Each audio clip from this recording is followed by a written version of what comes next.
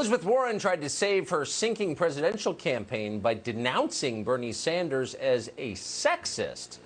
But now she's learning what they will all learn in the end. Those who live by identity politics can die by identity politics. Fox's Matt Finn is in the state of New Hampshire. He joins us with more on that and other campaign news. Good to see Matt. Tucker, Elizabeth Warren campaign is battling a pretty tough development. Political reports that 6 women of color working for Warren's campaign in Nevada have quit, saying minorities routinely had their voices silenced. Elizabeth Warren has now publicly apologized to these women, saying she believes them and that there will be accountability in her campaign. And here in New Hampshire, Vice President Biden has not held a public event in this state for 2 days with the critical primary ahead on Tuesday. Instead, Biden was home in Delaware after taking a tough loss in Iowa, coming in roughly 4th place in that voting debacle.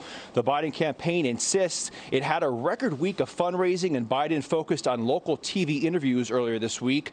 Biden's team says they believe their pathway to the nomination now runs through Nevada, South Carolina, and Super Tuesday states. The Biden campaign is also referring to a new senior staffing shakeup as a restructuring and not some last-minute dramatic change. And the vice president is also being pretty blunt about his disappointment in Iowa. I am not going to sugarcoat it. We took a gut punch in Iowa. The whole process took a gut punch. But look, this isn't the first time in my life I've been knocked down.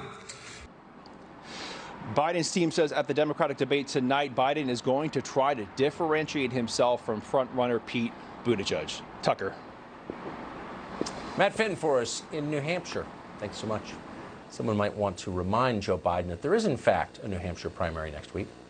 Bernie Sanders, meanwhile, is the favorite to win in that state. And if he does win the New Hampshire primary, it will cement him as a favorite to win the Democratic nomination.